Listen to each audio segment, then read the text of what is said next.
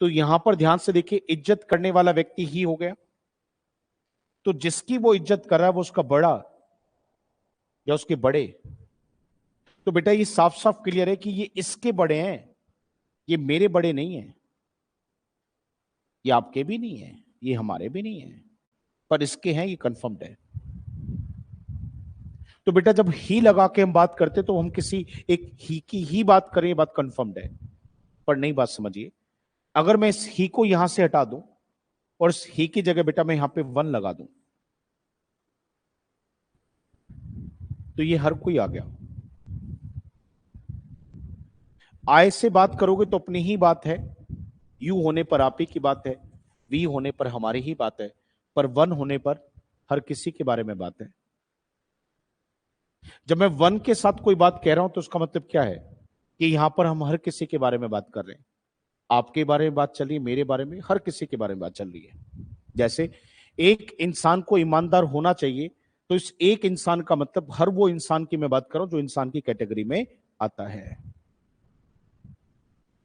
एक इंसान को ईमानदार होना चाहिए, सेंटेंस तो देखिए कैसे था, एक इंसान को ईमानदार होना चाहिए, तो इसका मतलब एक इंसान मतलब हर इंसान की हम बात कर रहे हैं। इसमें सब लोग आ गए, आप मैं सब, कोई छोड़ा ही नहीं हमने।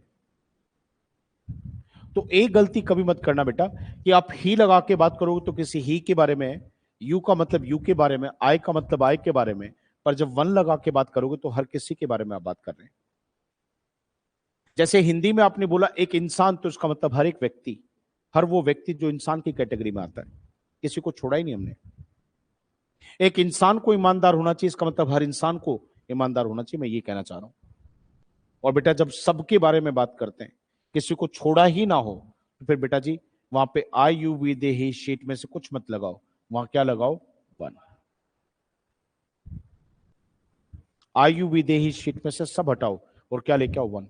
एक गलती मत करना, देखो क्या गलती मत करना, जैसे ही आप वन लेके आओगे तो जानबूझ के आपका एग्जामिनर यहां बार बार हिज कुछ भी दे देगा। अब देखो, आई के लिए मेरा होने पर माय, यू के लिए यू का होने पर योर, हमारे लिए हमारा होने पर आर, दे के लिए उनका होने पर देयर, ही के लिए हिज, शी के लिए हर, इट के लिए इट्स। ये आपने टेबल में लिखा था।